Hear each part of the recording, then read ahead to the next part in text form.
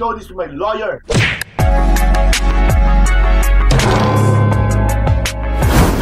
Yay! Naku, mapadami na padami ng subscribers natin. Nakakatuwa. Dumadami sila at patuloy na nilang naiintindihan ng pagkatao at ugali mo, Nay. Oo naman. Wala naman silang choice kasi hindi ko naman mapabago ito. Forever na ito. Kailangan tanggapin. Nagkatanggap-tanggap naman.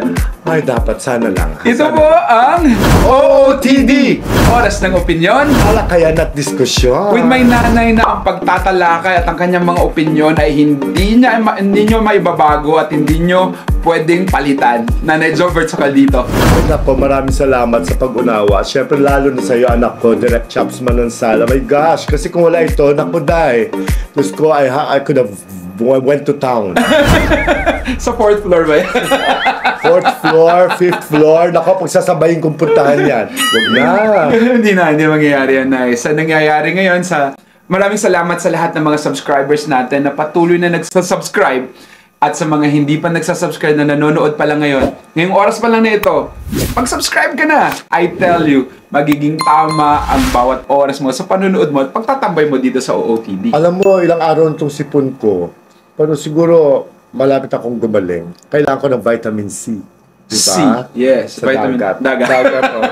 Ay, nako. Sana mag-enjoy kayo sa ating bagong episode na ito na ating program. Yes. Well, ang pag-uusapan lang natin naman ngayon ay about kay Pia, the Queen Pia. Queen Pia, At Miss saka, Universe of 2015 Pia Awards ba? Yes, ang controversial niya with Heart Evangelista. Alam mo, tunog na tunog sa showbiz. And I don't know, pareho si Heart is very close to me.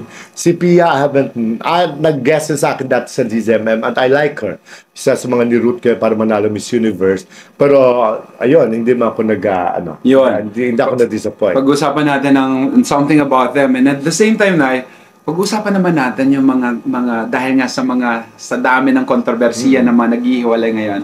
Sino pa ang mga naghiwalay na ng mga showbiz couples at napag-usapan kahit papano sa industriya at sa mundo na meron tayo. Ito mga recent yan, no? Siguro last year yan.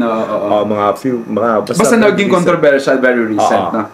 Tsaka kung ano man, sa iba, siyempre, we will have some notes, no? Kung bakit naghiwalay. Yes, sa iba, dadaanan lang natin para ma-remind sila na naghiwalay na talaga. Yes, yes. Oh my God. Umpisahan na natin ang latest bihis ng showbiz. Itong issue kay Heart Evangelista at kay Pia Wurtzbach. Pero hindi sila dalaw mismo, ha? Yung mga tao that worked with them. Yung glam team daw ni Heart Evangelista na para bang isa-isa nag-aalisan at nagkakawalaan at kinagulat na marami na itong grupong ito ay yung iba napunta kay Pia Wurtzbach. Maraming controversial na yun na kung saan sinasabi ng mga na nababasa natin na kesyo ganito si Heart Evangelista at kaya pumunta sila kay Pia Wurtzbach. Oo. Na may nabubuyog na nakapagsabi sa akin ang isa sa mga malaking dahilan di umano alis ng mga glam team na unti-unting ng pag-alis ng glam team ni Heart Evangelista ay hindi raw sapat yung kinikita at pinapasweldo ni Heart Evangelista sa kanya. Para matagal na sila nagtatrabaho kay Heart, bakit ngayon lang sila nagko-complain? Sinasabi nila na parang nung una nag-e-enjoy sila dahil ang katrabaho nila si Heart Evangelista. Sumisikat sila lalo dahil ang isang Heart Evangelista di ba? Grabe. Icon. Influence niya. Tsaka icon when it comes to fashion. Yes, at para maging makeup artist ka ni Heart Evangelista ay isang masasabi at maituturing na parang kakaiba ka at magaling ka. At saka syempre pag sinabi na si Heart Evangelista ang inaayusan mo, syempre dumadami ang kliyente mo. Diba? That attracts kasi. That's marketing. The love, supply, and demand. Yes. Alam mo yun? Isang Heart Evangelista ang iyong binibihisan, isang Heart Evangelista ang iyong minimakeupan, isang Heart Evangelista ang ginagawan mo na maganda iba-ibang mga buhok. Pati mga damit, no? Pati pag-ayos. Ang presyo mo nun, Nay, pag sa labas, lumalaki, tumataas. Lumalaki at saka dumadami ka because nakikita nila yung resulta ng trabaho nyo kay Heart because Heart ay naging glamorosa, lalong gumanda, nagkaroon ng style. Nagkaroon ng kakaibang look pang international. If not because of you, of course, no? Because of these people who work for her. Pero, kumbaga, nagko-complain sila because they're not happy with what they receive from Heart. Pero bakit ngayon sila nagko-complain? In a way, in another way, ay nagagamit din naman nila si Hart para lalo siyang sumikat. Sa madaming pagkakataon, no, ako kahit sa mga tao sa Hiraya Theater Production, ang sinasabi ko sa kanila, kapag kung saan kayo lumaki at natuto, huwag kayong umasa na doon lang kayo kikita ng malaki. Dahil natututo ka at lumalaki ka, pinagkatiwalaan ka nung mga panahong wala ka pang pangalan. Yun eh. Ngayong lumalabas ka na, ngayon tapos dahil gumagaling ka na, sinasabi mong magaling ka na, paglabas mo, dahil binabayaran ka na ng malaki, pagbalik mo kung saan ka nag-umpisa, gusto mo ganun na rin yung bayad sa'yo. Alam mo, naging sakit yan ng mga or regular people, no? Yung mga nag-start na work, no? Sa umpisa, Diyos ko, sabihin na kahit walang bayad, papayag sila. Pag dumating ang araw, binabayaran ka ng maayos, parang nagiging kulang, wala ng contentment. At may mga narinig akong salita na mga kesyo, yung overtime daw. Hindi nagbabayad si Hart Evangelista ng overtime nila. So, kumbaga, why didn't they dialogue with Hart about this? Lalo na hindi na iba ang turing ni Hart Evangelista sa kanila. Pamilya na. Kaibigan na matuturing, no? Kung gano'n na kasi pag mga gano'n na at sinasabi mo kung kailan lumabas ka at umalis ka sa kung saan ka naandun dati at sisiraan mo, baka may problema rin sa'yo. May problema talaga sa'yo.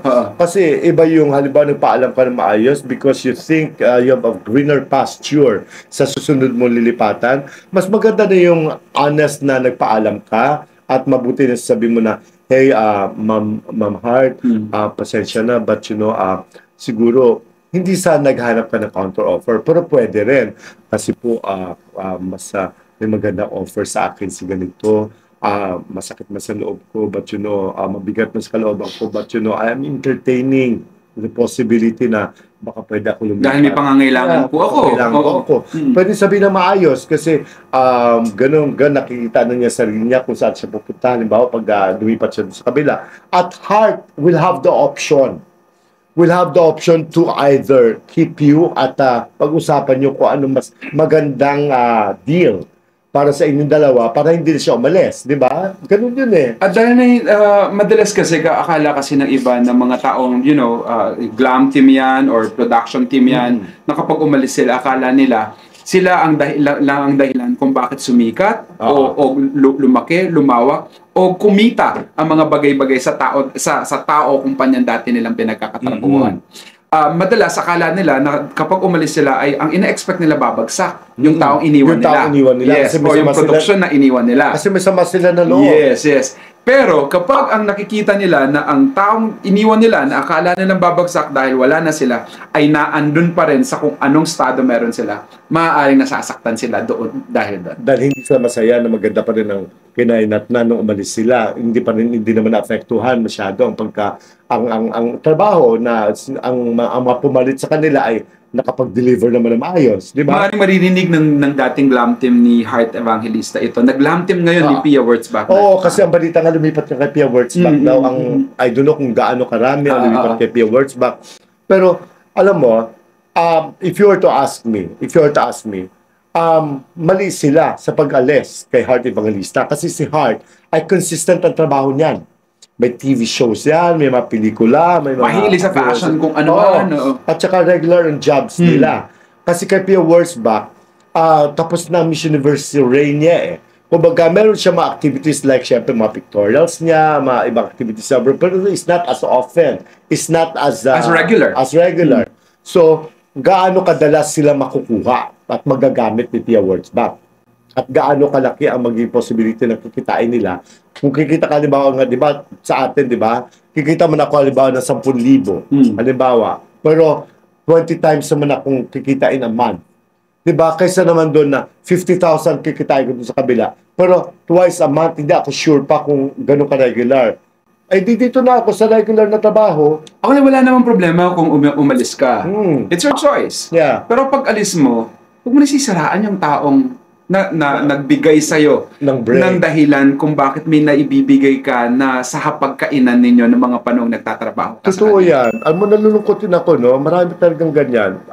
Naglipana naman yung mga ganyang klaseng tao. Tama ka. kung halimbawa lumipat ka na hindi ka na nga nakapagpaalam na maayos, lumipat ka, huwag mo nalang siraan yung pinanggalingan That's the mo. only thing na pwede mong sabihin dahil parang ako kung ganyan na ugali mo, parang hindi ko kaya makipagtrabaho sa'yo. Yeah, at tsaka alam mo, iba pa rin pa yung gratitude eh. Kung grateful ka sa isang tao, sa mga taong tumulong sa in the past, alam mo, mas maganda ang future mo. Maganda ang karma. The karma, yes. The stars will align dahil meron kang pakiramdam na marunong kang magpasalamat sa malaki o maliit na nakukuha mo. At meron pa rin ibang mga tao na dahil sa pangyayaring ito, alam pinagsasabong nila si Pia at si Heart. Yes. Ang mangyayari tuloy, halimbawa, kung magkaibigan man si Heart at si Pia, syempre, magkakailangan sila. Alam mo yun, maiilang yung isa't isa.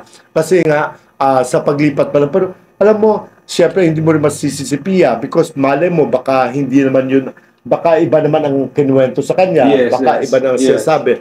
Pero yun nga lang, sana hindi na nga nila sinisiraan si Heart. Baka ang alam ni Pia, wala na talaga sila, kaya niya na-absorb. Kasi nakita naman niya na maganda naman ang mga performances sa mga ito. Yun lang yung pinagdarasal ko na sana ay hindi na pinag-aaway si Pia at si Heart. Kasi walang dahilan.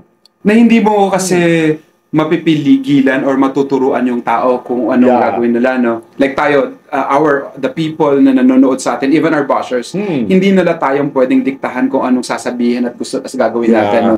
Kagaya din ng mga taong kagaya na this is in general, no, Nay? May mga taong aalis sa kumpanya, pero kung maninira ka, at after mong umalis doon, sa umpisa pa lang na umuo ka na nagtrabaho sa kanya, ikaw na ang mali doon. Hindi ka naman pala masaya. Hindi mo naman pala gusto. O baka pumunta ka doon dahil hindi ganoon kataas ang tiwala mo sa sarili mo. Kaya nagsettle ka sa isang bagay na hindi ka masaya. O, tsaka alam mo, kapag mabuti ka, halimbawa, umalis ka sa isang kumpanya, tapos, halimbawa, you chose to come back. Halimbawa, realize mo that hindi ka pala happy doon, tapos babalik ka, at least may babalikan ka. Eh, what if, tulad ng ginawa nila, siniraan nila ng si Heart Evangelista, halimbawa, wala naman trabaho na kay Pia, at halimbawa, ayaw na ni Pia sa kanila, saan sila pupunta ngayon? Hindi sila makakabalik kay Heart. Punta na sila sa kung sino man dyan. Kailan man ay ang paninira sa ibang tao na dati namang nagbigay sa inyo ng kasiyahan, ng mga karanasan, at sisiraan niya bigla, ay hindi kailanman uunlad. Sigurado ko. Hindi siya magtatagumpay. Hindi magtatagumpay. Ayun ha, alam niyo na. kay Miss Pia Words Back, kung ano man yung sinasabi ng mga glam team mo, alam ko mahal mo sila kasi na yung mga glam team ni Heart at ni Pia ngayon ay minamahal ng pareho at minahal ni Heart Evangelista mga ngayon. It's just that siguro hindi sila nag-meet halfway at ngayon ay may mga bagay na so wag na lang sana. Yeah. Sana lang kasi nagpaalam sila na maayos kay Heart. Tapos pag nagpaalam na maayos, sana wala na sa siraan. Wala na siraan pag naglipat kay Pia. Ganun lang yan. Pag-say, Diyos ko na, malit ang mundong ito. Magkakasalubong kayo. Sabi nga Nanay Christy, she always says that in her show. Ay, Nanay. Kung sino makakasalubong mo sa pag-akyat mo, sila rin makakasalubong mo sa pagbaba mo. Kaya ingat, di ba? Alagaan ang mga trabaho, ang mga relasyon sa kapwa. I'm sure naman na yung mga glam team ng both parties ngayon are really good. I'm sure. Doon na lang tayo mag-focus sa talent at kung anong meron tayo ngayon. And let's just be thankful about it. Tsaka last na lang, no one is indispensable in this world. Pag umalis ka, may papalit sa'yo. At marami yan. Pagpipilian na lang kung sino ang pinakamagaling. At huwag kang magiging bitter o malungkot dahil yung iniwanan mo ay umuunlad pa rin outside you. Yan.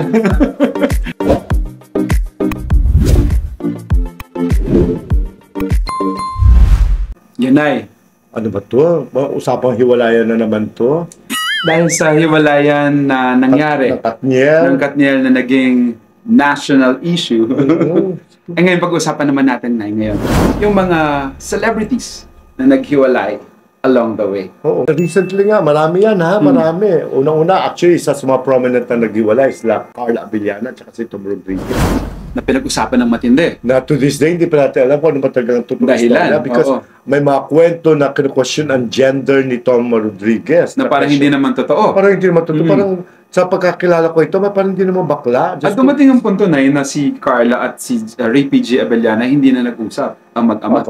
Oo. About 3 months after they got married, yata, no? Naghiwalay sila. I don't know what happened. O, kita mo na yan, ha? Matagal sila engaged. Pero after 3 months after they got married, Kinasal pa sila. sila. Tapos maghiwalay din naman pala. Diyos ko, mabuti na lang hindi nangyari kay Katniel yan. Yes, Kasi malam mo, 11 years nilang pagsasama. Tapos kinasal sila. Tapos after 3 months, alam mo, naghiwalay. Diba? Lalo kayo magsisisi. At hanggang ngayon na, hindi sila nag-uusap. Oo. Si Carla at si Tom. Kaya nga ay nako, ang hirap nito. Diyos ko. Ang isa sa listahan natin ay Sino pa? si Janela Salvador at si Marky Patterson. Dito ba yung may anak siya? Yung taga London? Oo.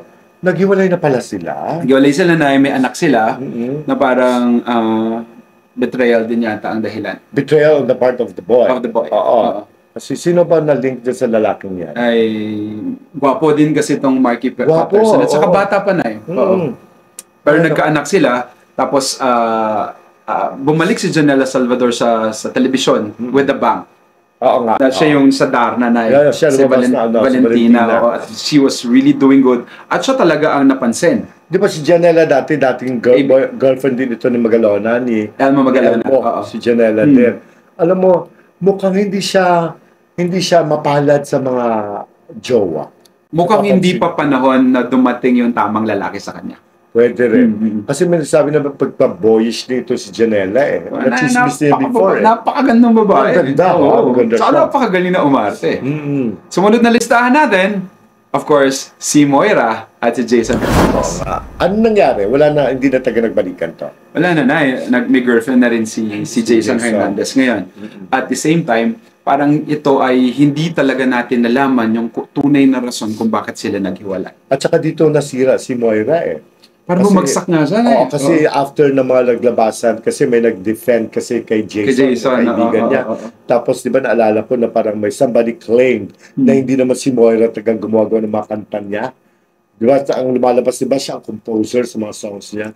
Yung pala, binibili lang daw ni Moira ito sa isang composer. Yes. Na gano'n. Ano kayo nangyari? Na hindi natin alam kung anong totoo doon, Nay. Pero talagang hindi nakatulong kay Moira dahil wala ng kanta ngayon. As of the moment, na talagang sumisikat na dati-rati every 3 quarterly may bagong kanta na. May patok siyang kanta. Yes, at maganda. Alam mo, pero kung hindi totoo ang balitang yon ng composer na yun against Moira, she has all the right to sue him. Yes, kasi naapektuhan siya. Naapektuhan talaga siya, pero hindi siya nag-sue. So, does this mean na totoo yun? I don't know. Or namimiss natin si Moira, Nay. Ako hindi. Ako namimiss ko sa yung mga nakakaantok ng mga kanta niya, pero napakalalim ng mga meaning ng mga bawat kanta. Hindi ko siya namimiss, pero yung mga songs niya, ikaw, no? yung mga songs niya, I like some of her songs, no? Pero yung Moira, I don't have relationships also with her. Ako namimiss ko lang yung mga kanta niya at namimiss ko yung nakikita ko siya sa telebisyon, lalo na nung nag-judge siya sa isang Idol Philippines. Yes, na yung mga sinasabi niya para basta nagustuhan ko siya doon at nakakamiss siya. Okay. Isa sa mga listahan natin, Nay, ay eto na, controversial din to. Si Pokwang at saka Leo Bryan. Kanda pa ako dyan. Diyos ko, di ba si Pokwang really went to the immigration para, di ba, with their lawyers, para ipa-deport. Tsaka kasi walang raw work permits dito. Para something like that. Pero syempre, nilaban pa rin ito ng lawyer ni Lee O'Brien na may work permit sila, apply, na sumusunod sila sa regulasyon. Dumating sa punto na yun na inihate na rin ng maraming tao dahil nga sa sobrang ingay ni Pokwang nun. Na parang bitter na lang siya, na marami siyang pero kasi minsan ang pagiging bitter ng taong iniwanan ay galit at pagmamahal at the same time.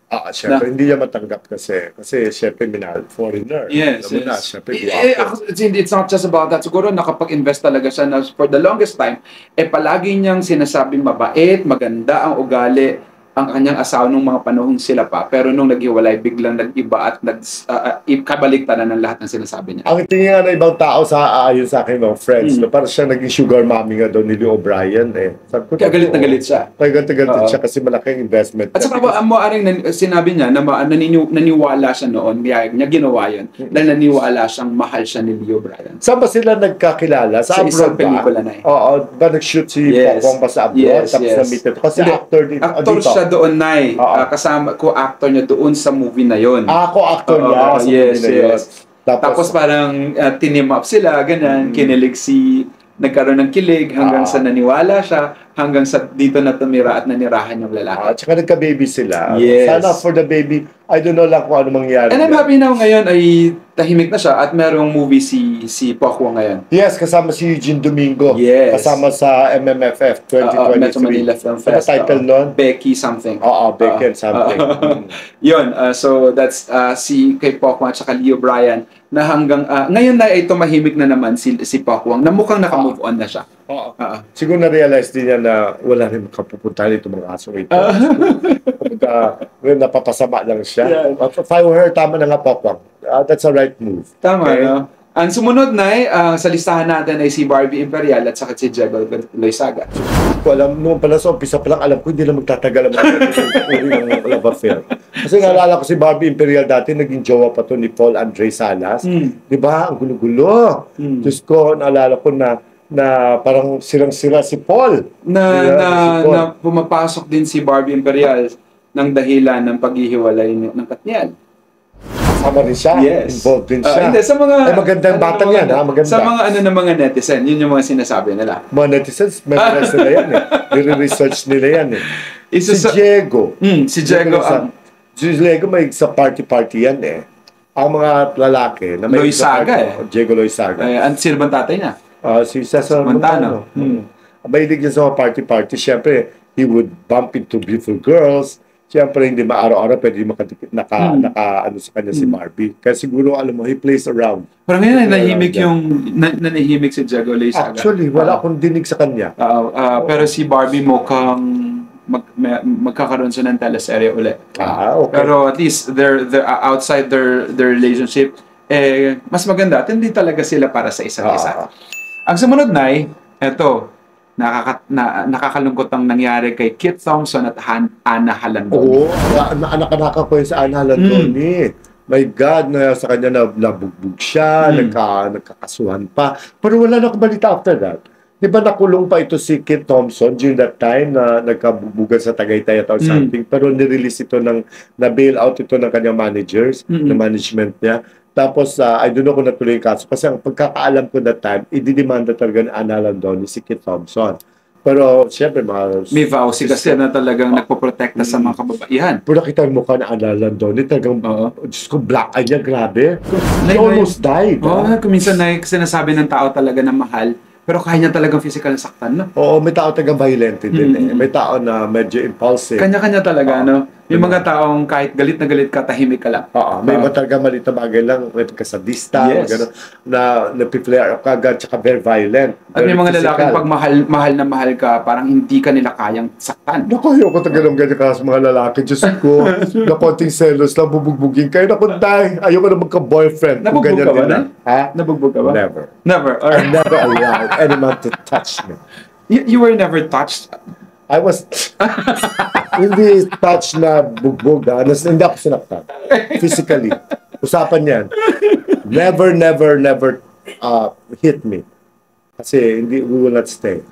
Yun. Ganun ang aming usapan lagi ng akin. Kung may boyfriend man ako. Isa sa mga kontrobersyal na nagkahiwalayan din. Kasi kung may trisados na sa akin, no? Pwede. Wala lang. Napag-usapan na kayo naman. Si Carlo Aquino and Trina Candasa. May anak sila, di ba? May anak sila. Kinukwento sa akin ni Carlo yan when he was still close to me. Na si Trina, he would bring Trina sa farm nila. Tapos they were building a family. Pero mabuti namang hindi pa naman sila kasal that time. Tapos hanggang sa nagkaanak sila. Tapos nga nabalitaan ko na lang that naghiwalay na sila. At saka si Carlo ay medyo bago ngayon. Si Charlize. Charlie Dizon. Charlize ba? Charlie Dizon. Charlie Dizon. Si Charlie Dizon na, best actress yan sa Metro Manila Film Fest. Magaling na artista yan. Magaling na papanood ko yun sa mga TV shows. Kaya parang naging love team sila, tapos ngayon nagka-inlovean din sila. Sana, ito, magkatuluyan na. No? Pero sila magjowa pa rin sila love team. Alam mo yung gano'n? Parang hindi naman love team. Pero may love story sila sa isang movie na pinapalabas ngayon sa Netflix. Okay. Sino yun, pa ba? Si Blythe at saka si Seth Fedelin. Si Blythe. Ito si Andrea Brillantes at si Seth Fedelin. Sila muna, no? Bago mag-reach sila. Yes. So si Blight ay nag-break. Ano lang dahilan na pag-break nila ni Seth? Pagkakaalam mo. Dahil si Blight ba ang nagloko? Parang si Blight ang pinapalabas yan na sinasabi nagloko. niya na nagloko. Baliktad naman ngayon. Kadalasan kasi, tawa, kung hindi naman confirm, correct us if if we're wrong. Ako na lang. Correct me if I'm wrong. Nadamay pa ako. Kasi si Blight, di ba? At saka si Seth is into another relationship yata Yes, now. with Francine now. Oo. Pero dati talaga, na-chismis na si Blight na talaga ang medyo hindi ready. Parang bata pa talaga ang isip. Bata pa rin naman Bata talaga pa sila isip. na. Kaya siya Hanggang ngayon naman. hanggang ngayon po nagsalta siya, di ba? Parang baby, di ba? Si Andrea. So, kumbaga, parang siya talaga ay parang siguro nagkaka-crush lang, puppy love, ganyan-ganyan. Tapos hanggang sa ang bilis na mag-fall out of love, tapos find another cute baby, cute boy. Alam mo, may ganyan ganyan kami. Ganyan kami. So, sama ka na yun? May lakad kayo? Nung nasa States ako. Di ba ganun mga ibang mga bata, medyo aggressive lang. Siguro baka playful. Playful lang. Pero hindi naman siya playgirl. I hope not, Kasi sa image na pinoproject sa kanya ng mga tao, parang napaka-playgirl ng bata. Parang bang napaka-unfair naman noon. So after Seth, no? After Seth, naging boyfriend ni Blight si Richie. Richie Rivero, yung Na naging, basketball player. naging kontrobersya dahil nga kung ano-ano mga naglabasan ng mga dahilan. Nung una, pinalabas na si Richie Rivero ang may dahilan kung bakit naghiwalay sila dahil ng babae daw si Richie Rivero. Tapos eventually, nung nagsalita na si Richie Rivero at sinabi niyang, sige, maglabasan tayo. Ganyan. Ng labada, ganyan. Doon na nang bigla na nanahimik yung kampo ni Blight. Oo, kasi, di ba, mukhang napapahiya kasi yung kampo ni Blight kasi parang maraming bala So, mukhang maraming resibo si Richie na sinasabi niya, di umano. Sinasabi niya. At totoo ka, nanahimik kasi si Andrea Brillantes and her group, yung mga Bea Bores, yung mga best friend niya, who talk ill of Richie, ay nung chinalisan ni Richie, wala sa salita ngayon. Diba, nagbalak pa ito na magdemanda kay Richie because of the word na kabit, something like that, no, sa statements nila. Parang hindi naman natuloy, puro lang sa salita. Ayun, si Richie Rivero is having fun with his new girlfriend, isang putyala, beauty queen, no? Masaya. Masaya sila, at saka mukhang wala naman sa problema. So parang ang resibo nga dito is that si Richie is not really that bad as is pictured by the group of Andrea. Ayun. Po si Andrea naman, di ba, hiwalay ang Katniel. Siya na naman ang tinuturo. Baby, pasa mo naman sa akin yung iba. Ano ka naman? Hindi naman confirm ikaw. Kahit hindi confirm. Kasi emotional lang. Di ba? Ang ganda-gandang bata. No? Natatawa ako sa'yo. Naghiwalay din si Maki at si Sunshine Cruz. Maki Matay. Yes. At saka Sunshine Cruz. Oo. Kasi alam ko ibang dinidate ni Sunshine ngayon. Ay. Super young. Kung may pa-blind date. Super powerful. Na-blind item ko na yun before. Totoo ba? Diba, binigyan siya. Di umano ng bahay. Balita ko lang ngayon, di pa ako sure. Ito ba yung sa, ito yung worth Las Pinas 48M. 48M. Ewan ko lang kung totoo. Sana totoo para, di ba? Sayang yung 48M na bahay. Diba? Pero si Maki comes from a good family of the Matays. Kaibigan namin. And they were happy. They seemed to be happy when they were together. Yeah. Ayun, mahalaga naman. Ang mahalaga lang nito, after all the breakup, sana. Kahit sana for all of them. Sana they could remain friends. Or kung di man friends, huwag na lang magkasiraan. Magkasiraan. Ito na ang tahimik lang na paghiwalay ni Mavi Legaspi at Kailin Alcantara. Oo nga, nabasa ko ito isang araw sa social media. Diba? Totoo ba yun? Naging sila ba? Naging sila naman. Yung anak ni Nila Carmina and Zoren Legaspi. Knowing Carmina na napaka, di ba, hands-on na mother, na parang hindi niya papayagan mo ng mga anak niya na magka-jowa. Nakalusot. Tapos ngayon, naghiwalay na. Naghiwalay na. Isa rin sa mga naghiwalay na si Paolo Condiso at si LJ Reyes. Ito na yan? Yes. May asawa na nga si LJ ngayon. Kasi Paolo, ang dami ng girls. May Ian Santos. May panililing sa kanyang co-host sa Itbulaga. Tapos si LJ naman ay nagkaroon ng asawa. Diba? Recently kinasal sila Ay okay na yun. May mga sinasabi na naghiwalay na rin si Liz Kenay. Pero hindi pa kino-confirm at sinasabi naman na may mga fake news or may mga nakikita tayo sa social media na sinabing confirm na naghiwalay na sila. Oo, pero yung nagsalita dati, parang supportive pa rin sa isa't isa. Yes. Kasi wala na si Liza Soberano sa ABS kasi. So, nag-solo na siya. Patuloy, patago pa rin na they support each other. Hindi naman kailangan i-publicize.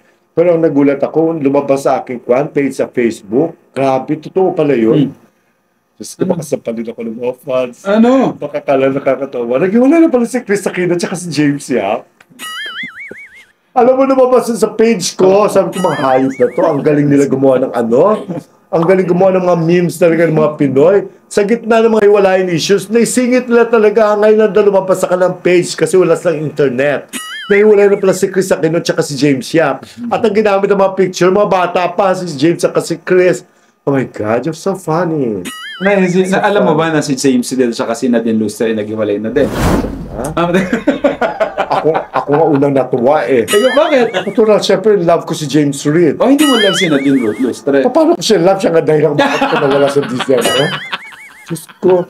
Syempre, ito na kay James Reid. Diyos ko, ano pa kinabang ko kay Nadine? Kay James Reid, sure ako. Diyos ko, tayo. And finally na, ang pinaka-recent ay ang paghihiwalay ni Daniel Padilla at ni Catherine Bernardo. Na it's an eye-opener sa maraming tao ngayon na they even hated you, some of the netizens or the mga subscribers or mga viewers natin na OOTD even hated you for, you know, defending Daniel. At the end of it all na yun, na-realize na maraming tao ngayon na, you know, all is well that ends well. Yeah. Maaring naghiwalay, nasaktan yung isa sa isa o nasaktan nung isa ang isa. But at the end of it all, kung hindi talaga kayo, hindi uukol, di bubukol. Hindi bubukol. Kaya, friends, alam mo na, mga friends ko, mga bashers, okay? Just continue. Ito lang ako pakialam sa inyo. Basta importante, even the celebrities, yung paghiwalay ni Katniel, ay apektado sila. Apektado sila. Nakita ko yung mga nag-comment kay Supremo, kay DJ Nay, mga artista lahat yan, kasi nilimit nga ni Daniel yung kanyang comment section sa IG niya.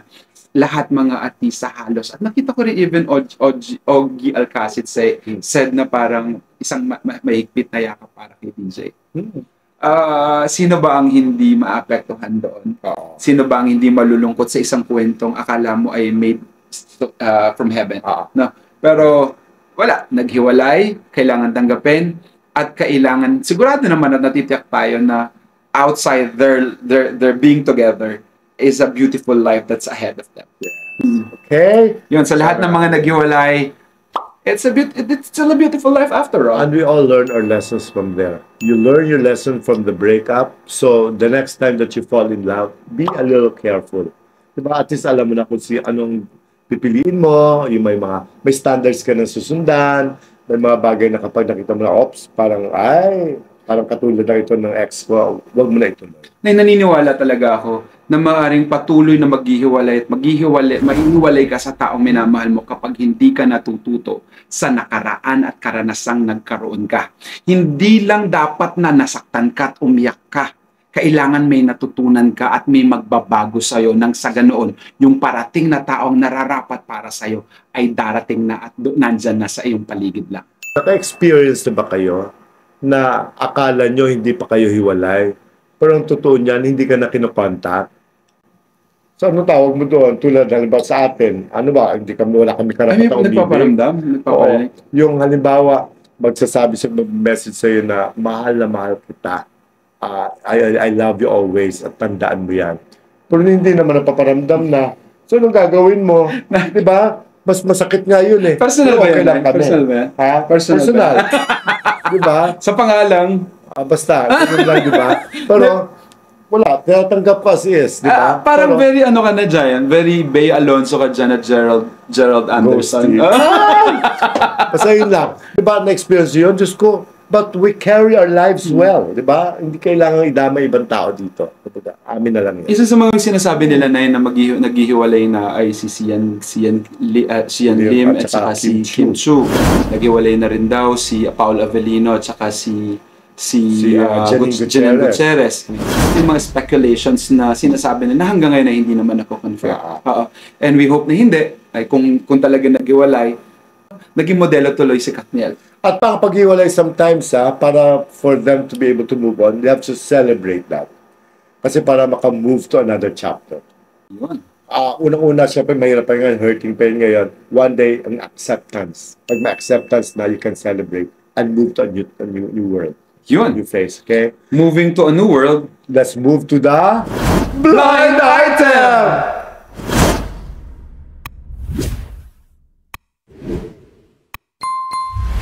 Ayan na! Siyempre, bago mo sabihin na, Nay, yung mga nanonood pa lang ngayon na hindi pa nagsasubscribe, mag-subscribe ka Hindi na. ako magbigay ng blind item pag walang subscription. Oh, yun. Nalapot! Yun na yun. Dumadami na mga subscribers natin. At patuloy kami magpapasalamat, lalo na sa mga Team OFW, At saka team abroad. yung mga Team No Skip, Team share. Team Pakulay na patuloy na binibigay ang mga kaunting biyaya na meron sila at mag-share sila sa atin. Yung team replay. Na yun yung mga masaya na pag hindi sila nakanood sa live natin or nanood na sila, nire-replay nila uli at paulit-ulit nila binabasa. At ang ating mga warriors, mga Team Tanggol, Martin natin yan. Team auto replay. with no skip. With no skip. Nag-auto-replay sila, tapos hindi nila ni-skip para lang para dumami ang ating mga monetizations. Lumaki ang monetizations natin. Ang balik sa umpisa. Ay, maraming ganyan. Dumadaming mga viewers natin. Pansinin mo, balikan mo. Tumaas. May mga nagtatanong nga yung mga about you, Nay. Meron po, yung mga kwento ni Nanay, ay balikan nyo lang po yung unang-unang episode ng Bukod TV. Masasagot po lahat ng mga tanong ninyo. Tsaka, through these years, at 62, no, sa taga-taga ko sa industriya at napakarami na nasabi about me. Kumbaga, alamin nyo kung alin ang totoo. Diba? And of course, ang team, you. Team you and Ikaw. against the world. Ikaw na nanonood. Maraming salamat sa pagmamahal. Patuloy na paniniwala sa amin. Ayan, nagdagdag na ng subscribers. Eto na. Let's go. Eto na. Ito na kwento ng isang sikat na direktor na bading at ang kanyang lover na artista. Oh. Kaya, So, isang direktor, ang kwento natin ayoko ngayon. na, parang nahiya ako. Naumpisa mo na. Sikat na director ito. TV, movie, concerts.